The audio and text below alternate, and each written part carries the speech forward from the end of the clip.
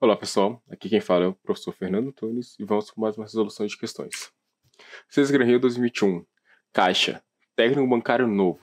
O compartilhamento de experiências em uma equipe de vendas pode ser uma interessante abordagem do departamento comercial e de uma empresa. Para isso, uma solução é utilizar um sistema de páginas modificáveis por qualquer pessoa da equipe, em um formato que permita a edição no formato de código de páginas, como HTML, por exemplo, ou em um que seja intuitivo, como o editor de texto padrão. Outra importante funcionalidade é a manutenção de histórico de versões, como são designados ambientes que implementam as funcionalidades descritas. Tá, calma aí só um minuto, deixa eu pegar a caneta aqui. Ok. Correio eletrônico. O que seria correio eletrônico? E-mail, Hotmail, Gmail. Não vão comunicar desse jeito, porque na hora que você enviar, por exemplo, vamos botar assim, vamos lá, treinamento. Vamos criar uma página de treinamento para o pessoal, para ele ter uma noção, para padronizar o serviço. Não vai ser enviando e-mail, porque alguém vai receber e essa pessoa vai ter que distribuir. Não ficou nada prático, certo? A galera da TI vai ficar brava, porque normalmente tem um limite de e-mail por dia e não pode ser ultrapassado. Ok, morreu. Podcast. Podcast não seria legal. Imagina, você juntar o gerente do Banco do Brasil, mais uns 3 funcionários, ficar falando sobre as regras internas. Não vai funcionar. Então, deixa eu marcar um xizinho aqui, um xizinho aqui. Telnet. Vamos lá. O que é um Telnet? Telnet é um protocolo de comunicação. Como assim? Ele verifica a disponibilidade de conexão com uma porta, pode ser exemplo a 21, que é FTP, que seria um FTP também. Seria um serviço de transferência de arquivos, tá? E se ela estiver aberta, ele solicita uma conexão. Não é bem o jeito que a gente precisa, porque vai retornar uns dados que não vai ser muito interessante. Então, C. Videoblogs. Vamos criar vídeos, um canal no YouTube informando essas informações, exemplo? Não, ficaria complicado. Seria complicada a pesquisa, seria difícil ler, tá? E também, por exemplo, não seria tão acessível a pessoas com problema de audição, por exemplo. Certo? Wix. Por que Wix? Wix, por exemplo, eu vou digitar um texto explicando sobre Telnet, exemplo, que eu acabei de explicar aqui vagamente. Eu vou explicar a situação de como funciona a Telnet e dando um exemplo. Todo mundo vai conseguir acessar e vai conseguir testar no seu computador, certo? E assim também serve para outras situações, as regras internas, coisas assim. Então, seria o Wiki. Exemplo de Wiki, Wikipédia. Todo mundo pode acessar, todo mundo pode editar e tem a lista de informações, de alterações que foi feita. Exemplo, eu vou falar sobre podcasts. Eu falei sobre podcast, eu falei uma besteira, alguém foi lá, isso aqui tá errado. Ele vai lá e altera, aí vai ter o histórico. Fernando fez essa alteração, fulano foi e fez essa alteração em cima do texto do Fernando, ok? Aí é um histórico. Então, vamos pro próximo, no caso a E. Sesgran Rio 2021, Banco do Brasil, escriturário. O Google Drive é uma ferramenta que permite armazenamento de arquivos na nuvem. Supondo que o usuário A tenha criado uma pasta no Google Drive para arquivos de um projeto X qualquer. Para compartilhar essa pasta do projeto X no Google Drive com outros usuários a partir de uma estação de trabalho, é necessário. Vamos compartilhar uma pasta. Solicitar o compartilhamento da pasta ao Google não faz sentido. Eu tenho que compartilhar uma pasta com as pessoas que eu conheço. Eu vou mandar um e-mail para o Google. Eu preciso compartilhar essa pasta. Tem como dar uma permissão? Não é assim que funciona. O Google disponibiliza a ferramenta para a gente para não ficar atormentando a cabeça deles. B. Dispor do número do telefone celular dos outros usuários de modo a cadastrá-los para ter acesso à pasta? Não. Pelo Google, a gente cadastra. Não tem que ter cadastro. Imagina, eu estou dando uma aula para uma turma com 100 alunos. Eu vou pegar uma folha e vou escrever um a um das pessoas e depois cadastrar? Nossa, que dificuldade, né? Vamos facilitar. Então, fecha. Notificar os outros usuários que eles precisam estar usando o Google Drive no momento em que o usuário A compartilhar a pasta. Nossa, gente, se ele tem que estar acessando para funcionar. Não é bem assim, é compartilhamento. Imagina, eu vou compartilhar, mas você acessa aí, vai. Não é assim que funciona, tá? Então, a C nem faz sentido. D, enviar aos outros usuários o endereço e o link da pasta. Opa, facilitou. Vamos lá.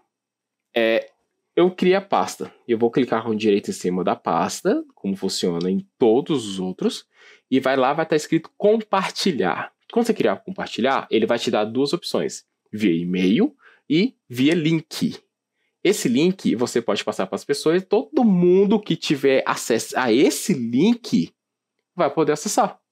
Então, facilitou, né? Pode ser 100, 200, 300, 400, 500 pessoas. N número de pessoas ainda vão conseguir acessar, ok? Então, é a mais confortável, mas que faz sentido. Então, só para garantir, aguardar 3 dias após a criação da pasta para que ela possa ser compartilhada. Não, gente. Eu vou criar hoje porque eu tenho que enviar um documento para vocês hoje. E não posso enviar porque eu tenho que esperar 3 dias. Não funciona desse jeito. Não faz nem sentido também. Então, vamos para a próxima questão. 6 Gran Rio 2021, Banco do Brasil Escriturário. Os bancos investem em recursos de segurança para minimizar os riscos de fraude nas operações bancárias através do Internet Bank. Os usuários, porém, precisam estar atentos aos golpistas que procuram persuadir vítimas em potencial ao acessar sites falsos e fornecer informações sensíveis. Esse ataque é conhecido como botnet. O que seria o botnet? O botnet seria uma rede de máquinas infectadas que tentam acessar de uma vez um local específico para derrubar esse lugar. Como assim? Tem os 100 computadores com esse botnet ativo que estão ligados. Eu mando eles acessar de uma vez o site do GDF, exemplo. Do governo do Distrito Federal. Ele vai cair. Ou se ele tiver uma limitação maior, ele vai segurar ainda, mas ele vai derrubar se ele não tiver uma limitação maior. Por quê? Porque ele vai sobrecarregar o servidor, certo? Então, não é isso que eles precisam. Injection. O que seria injection? Injection, ele vai fazer uma injeção de algum código, algum erro, alguma situação que ele precisa. Não é isso que ele precisa, certo? Ele tem que persuadir alguém. Então, vamos só marcar aqui persuadir. Então, não seria injection. Spyware. Spyware, ele vai ter que ter um acesso anterior ao seu computador. Por exemplo, se você não instalar nada, ele não conseguir acessar seu computador, ele não vai conseguir esses dados seu. Então, spyware não. Phishing. Nossa, eu cortei bonito aqui. Phishing. O que seria phishing? Phishing é uma pesca. Literalmente, na tradução, é isso. Como assim? Ele vai mandar um e-mail para você informando, sei lá, se você clicar hoje nesse e-mail, que você vai ganhar tal promoção do Banco do Brasil. Ou sua conta vai ser fechada se você não clicar. Você tem tantos pontos com a internet, com o banco, que vão vencer se você não clicar. Entende? Quando você clica lá, ele vai te mandar para uma página na internet, ou vão pedir para você enviar seus dados de acesso ou coisa parecida para garantir que é você mesmo, ou vão enviar uma pessoa na sua casa, que isso já aconteceu bastante, para pegar seu cartão, porque o seu cartão está com algum problema. E tem N formas, e literalmente ele vai pescar informação sua. Tanto que se chegar qualquer e-mail desse falando, seu banco tá com problema, eles não mandam esse tipo de e-mail, tá? Eles comunicam com você diretamente com o caixa eletrônico, com o próprio gerente ligando para você, falando palavras-chave. Ele vai falar palavras-chave. Sou gerente do banco X, temos um problema na sua conta, por favor, compareça ao banco para conversarmos, para você ter mais noção. Eles não vão te formar nenhum tipo de informação sobre o que está acontecendo, como está acontecendo, não vão te pedir nenhum tipo de documento, sempre, nunca vai acontecer isso. Se te pedirem, pode desligar, ok? E outra, os números que vão ligar, não vão ligar para você com, sei lá, um número de celular aleatório que você consegue comprar numa banquinha aleatória, tá? Vão te ligar sempre com números que seu próprio celular vai reconhecer. Por exemplo, se o Banco do Brasil te ligar, se não estou enganado, é 4004 no início do número dele e tem um número já certo deles. É sempre esse número que vai te ligar. Ele já vai te formar Banco do Brasil, ok? O próprio celular já identifica. Então, no caso, seria D. Mas só para garantir, é. Ransomware. O que seria o ransomware? Ransomware é um sequestro digital. Como assim? Você trabalha em uma grande empresa, N empresa, e você tem um ataque de ransomware. O que seria um ransomware? Ele vai entrar no seu computador e vai criptografar todos os seus dados. Como assim? Você tem uma pasta com documentos muito importantes, vários PDFs, vários Words, vários Excel. Ele vai entrar lá e vai criptografar. O que seria criptografar? Ele vai bloquear com uma senha. Você não vai abrir mais aqueles dados sem você pagar. Entendeu? Isso acontece bastante com empresas grandes, médias e pequenas. Que aí a situação é a seguinte: ou você paga o valor que eles te pedem, ou você perdeu tudo, começa do zero. Para muitas empresas isso é falência. Tá? Muitas vezes, como a gente tem aquela garantia de backup, a gente só paga tudo, garante que está tudo apagado e sobe o backup. Ok? Então, vamos para o próximo. Isso aqui a resposta é D. Phishing. 6 de Granrio 2021, Banco do Brasil Escriturário. Apesar dos navegadores serem as ferramentas dominantes da internet, vários serviços possuem ferramentas próprias mais adequadas e, inclusive, mais otimizadas para protocolos específicos. Um desses protocolos foi desenvolvido para transferências de arquivos, sendo usado a partir de programas como FileZilla. Esse protocolo é conhecido como FTP. O que seria o FTP? É um protocolo de transferência de arquivos. Você vai conectar em outro servidor, outro computador, no caso você pode configurar para isso, e você vai conseguir enviar e receber arquivos a partir desse protocolo, certo? Ele está falando que ele quer um protocolo de transferência de dados, certo? Aqui. É um protocolo que foi desenvolvido para transferência de dados. Então, morreu. Já. Mas mesmo assim, vamos confirmar. IMAP. O que seria o IMAP? IMAP é um protocolo de gerenciamento de correio eletrônico. Certo? O que ele vai fazer? Ele vai conectar com o seu e-mail. Por exemplo, você instalou um programa no seu computador, um Outlook da vida.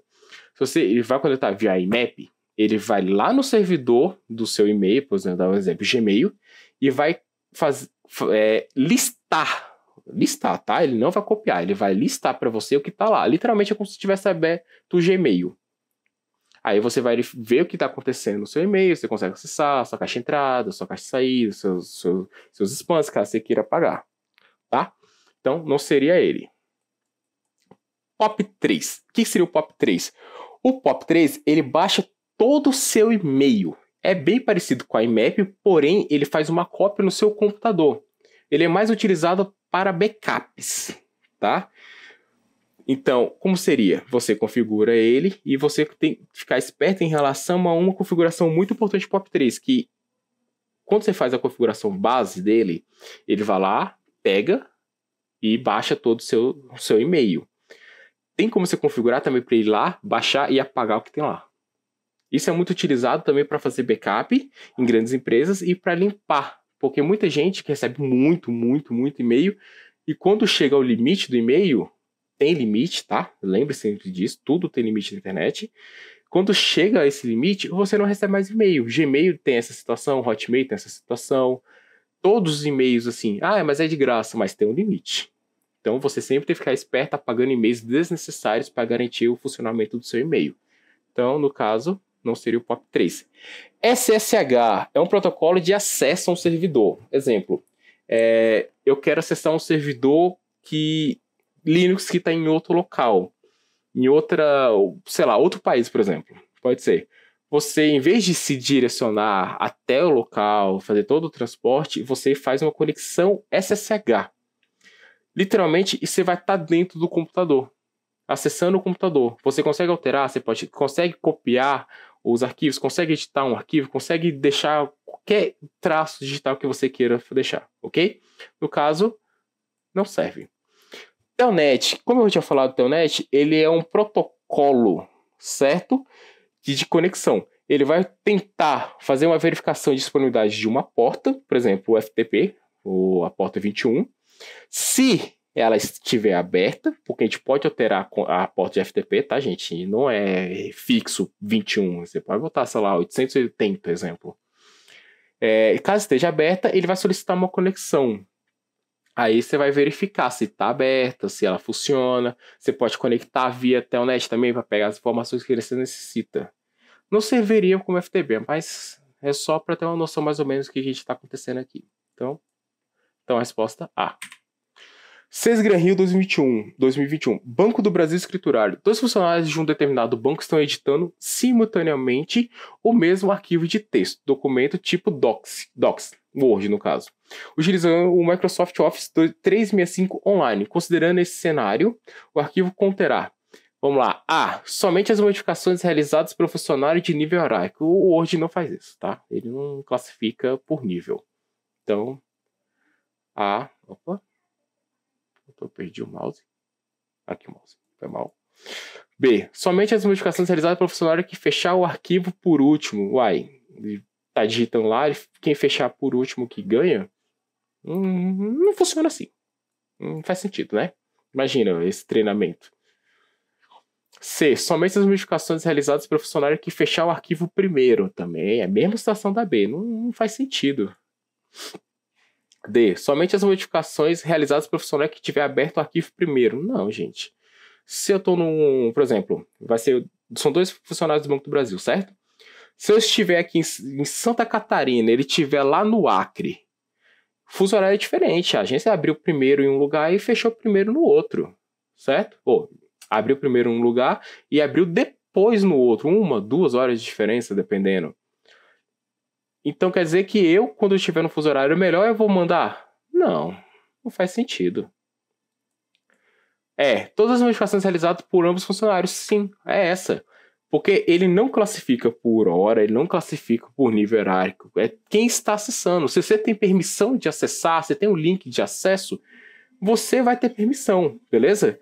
Então seria E.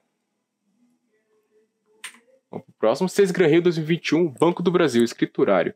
Portais cooperativos revelam-se uma interessante alternativa de comunicação com seu público-alvo. Esses portais permitem que a organização transmita pela internet sua mensagem diretamente para o meio externo com conteúdo organizado. Ao ser desenvolvido, é importante que tal conteúdo seja testado nos principais navegadores de rede. Um importante representante dessa categoria é o Mozilla Firefox, sendo a escolha dos temas, uma das etapas importantes no projeto de um portal. Qual é a função dos temas do Mozilla Firefox? Bora lá. A. Configurar a privacidade. Gente, tema, cor. Não precisa nem ler o final. Não faz sentido privacidade. Privacidade você controla via senha, via bloqueios na rede, tá? Então, não precisa nem ler o final. Mudar a aparência. Opa, é tema. Você vai mudar a aparência. Ele já fala lá no contexto. Como, por exemplo, esquema de cores ou a imagem de fundo das barras de ferramentas. Ou seja, o Banco do Brasil. O Banco do Brasil vai botar a logo dele em tudo quanto é lugar. Ele quer o amarelo dele, certo? Então, B. Mas vamos lá. C. Organizar as abas abertas em uma única janela? Não, gente. Gente, tema, cores, ok? Então, não. Permitir a edição do controlador de zoom da página apresentada, adequando as configurações da tela? Não. Isso já o próprio Windows ou o Linux que você esteja utilizando já faz essa configuração para você automaticamente. Não é o navegador que controla, tá? E mesmo assim, não seria no tema que você alteraria isso. Então, eu já pedi de novo. Aqui. D. Sincronizar itens favoritos entre diversos dispositivos de um usuário, tais como senhas ou abas abertas. Não, gente. Isso aí seria a sincronização. Sincronização já tem lá no canto superior direito dos navegadores, em geral, essa situação. E uma dessas sincronizações também é o tema, mas não é aí que você modifica, ok? Então, não. Tema é aparência. Você pode botar uma foto, você pode botar uma cor, você pode alterar como é que vai funcionar em relação às cores das coisas que estão acontecendo na sua frente, tá? Então, é B. Então, gente, isso aqui, vamos finalizar a aula por agora. Bons estudos e até a próxima aula. Olá, pessoal. Aqui quem fala é o professor Fernando Antunes. Vamos para uma resolução de questões. Sesgran Rio 2015, Banco do Brasil, escriturário. Os escriturários de uma agência foram chamados para uma reunião com um profissional da área de segurança da informação de um banco. O objetivo dessa reunião era informá-las de que houve uma falha nos procedimentos de segurança da rede de computadores da agência, o que permitia a propagação de um programa malicioso bastante perigoso. Durante a reunião, o profissional de segurança disse que o programa em questão permite monitorar a movimentação do mouse por sobre a tela de uma aplicação bancária, com o objetivo de descobrir a senha digitada por um usuário que esteja usando um teclado virtual. E ele completou sua explanação dizendo que esse tipo de código malicioso é chamado de vírus. Então, vírus pode ser muito amplo. Tem vários tipos. Então, ele pode ser utilizado no caso? Sim. Porém, você tem que especificar qual seria. No caso, ele deu mais opções pra gente. Então, vamos aí. B. Trojan Clicker. Trojan Clicker, o que seria um Trojan Clicker? Seria, quando você clica num Trojan Clicker, ele vai alterar sua página inicial do seu navegador ou vai te direcionar para um site. Ele é mais utilizado nisso aí para contar visualizações, certo? Então não seria bem o que ele está procurando. C. Spyware. Spyware ele é para vigiar seu computador. De tudo, desde do mouse, teclado, visualização da tela. Em si é o que ele precisa.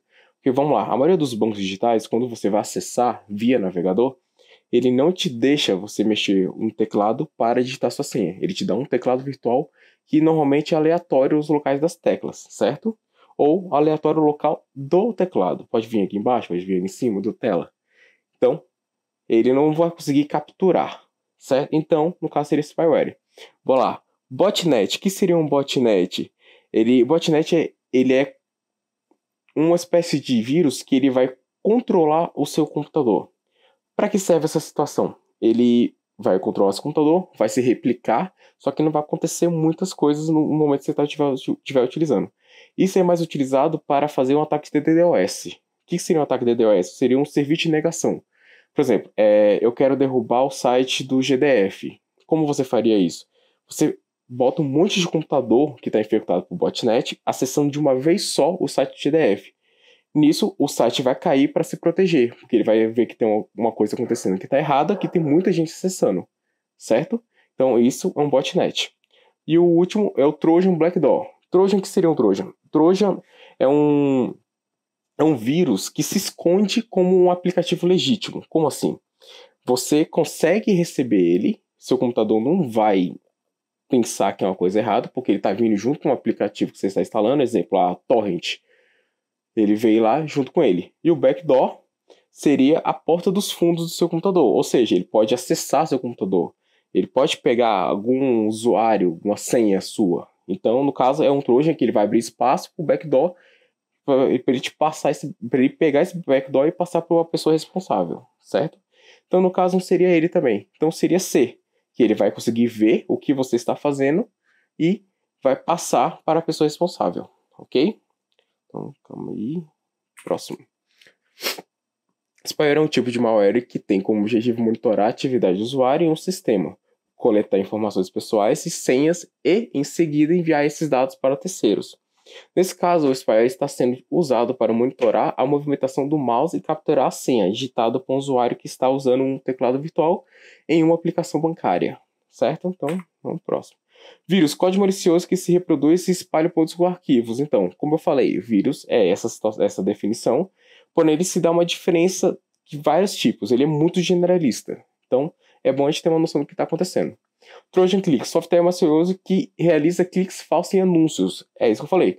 Ele vai te direcionar para um site e vai clicar em alguma coisa que não é para ter clicado, certo? Tanto que nesse site você pode pegar outros tipos de vírus junto com eles, ou apenas só para acessar. Exemplo, você entra no site, ele abre uma segunda aba ou uma segunda janela que vai para um site de apostas. Isso acontece bastante, ok? Botnet, rede de dispositivos infectados usados para ataque. Isso que eu falei, DDoS, que ele vai acessar um local, vai acessar tanto que o servidor vai negar acesso e vai fechar o servidor. Tá? Trojan Backdoor, software malicioso que cria uma porta de entrada secreta. Isso, ele vai abrir, que o Trojan é um ataque. O Trojan é um software que normalmente é confiável, que o seu antivírus não vai reconhecer com tanta facilidade, e ele vai abrir uma backdoor, que seria uma porta dos fundos para outra vírus acessar ou ele pegar algumas informações de algum sistema seu e passar para alguém, ok? FGV 2015, DPE Mato Grosso, assistente administrativo. A respeito das ameaças que em uma informação pode ser submetida, analise a afirmativa a seguir. 1. Vírus é um programa que se conecta a um arquivo e replica-se sem a necessidade de uma execução. Errado. E você precisa executar. Se você botar um vírus no site de trabalho, ele vai ficar lá quieto. Não vai acontecer nada. Ok? Worm é um programa que se conecta a um arquivo e replica-se após ser executado. Não. Uma vez que ele esteja lá, ele vai se replicar automaticamente. Ele já está ali, então ele já vai se replicando por nada. Se você clicando ou não. Ele pode criar um arquivo que não tem nem execução. Ok? E 3, Cavalo de Troia é um programa disfarçado com uma aplicação útil. Foi o que eu falei. Ele pode ser disfarçado com uma aplicação útil. Você pode ter instalado ele sem perceber. Por exemplo, quando você vai instalar qualquer programa, podendo ser útil ou não para o seu computador, ele pode ser um daqueles, tipo, você concorda em instalar pro programa X, você não lê. Você só vai dando lá, next, próximo, e não vê. Ou seja, então, se somente a afirmativa 1 estiver correta, a 1 não está correta. B, somente se a afirmativa 2 estiver correta, a 2 não está correta. C, se somente a afirmativa 3 estiver correta, ela está correta. Então, no caso seria C, mas vamos buscar de consciência. D, se somente as afirmativas 1 e 2 estiver corretas. Não, 1 e 2 está errada. Se somente a afirmativa 2 e 3 estiver correta. A 3 está certa, porém a 2 não. Então, no caso, seria C. Só para marcar aqui. Caneta. Então, C. Certo? Então, próximo. Importante. Vírus é código malicioso que infecta arquivos e se replica, como eu falei. Worm, código malicioso que se replica pela rede. Sim, ele vai se replicar no seu computador. Se ele conseguir passar para outro lugar, ele vai se replicar em outros lugares, certo?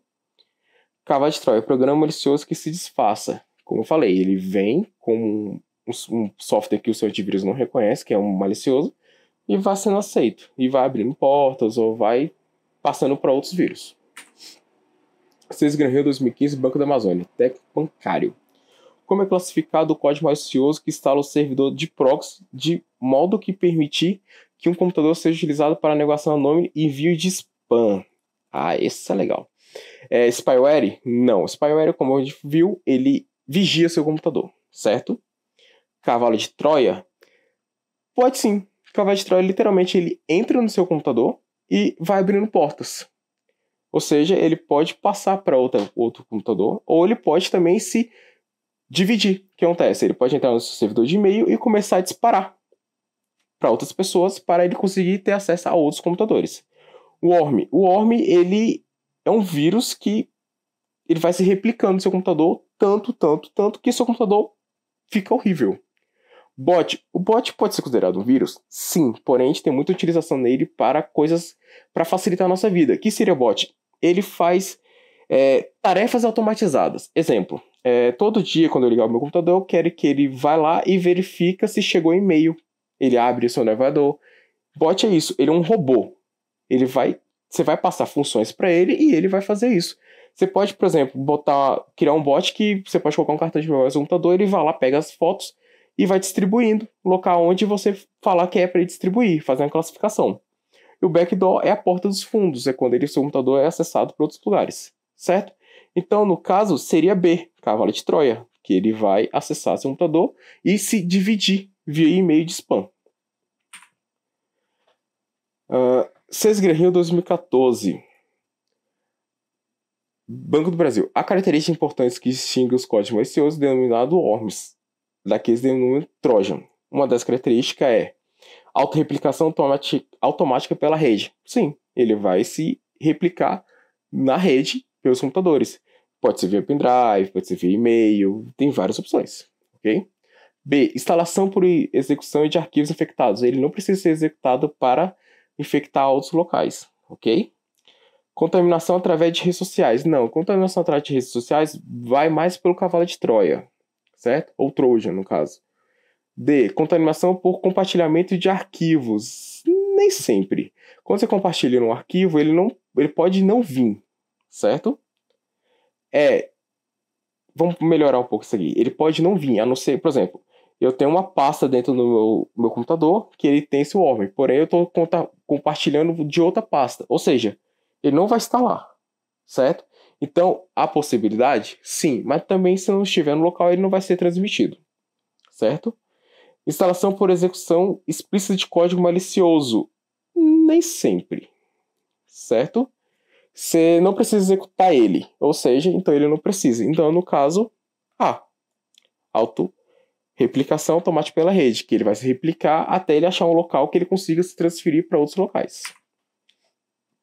Qual arquivo que, por questão de segurança, não pode ser enviado para terceiros através do Gmail diretamente anexado por um e-mail? Tá. O Gmail ele aceita muitos tipos de arquivo. Porém, ele não aceita arquivos executáveis, certo? Porque pode vir um vírus ali no meio e você pode infectar outros locais. Então, já é por regra de segurança dele. Programa prog.exe, executável, certo? Ele vai infectar qualquer máquina Windows que seja executável, ou que seja executado. B. XLSX é um arquivo Excel. Ele aceita, certo? Carta.docs. Docs é um Word, então ele aceita também. Foto.jpg. Ele vai aceitar sim, porque é uma imagem, ok? Início.html. Ele vai aceitar por quê? Porque normalmente os e-mails eles se comunicam via HTML. Então, isso aqui para ele é padrão. Então, no caso, certo? Outra, em relação a é só um indício. Ele vai bloquear também caso tenha algum direcionamento, certo? Porém, eles deixam passar de vez em quando, porque normalmente o direcionamento precisa ser acionado. Então, no caso, ele não vai reclamar tanto do HTML. Então, no caso, seria prog.executável. Então, gente, isso aqui é o final de mais uma aula. Bons estudos e até a próxima.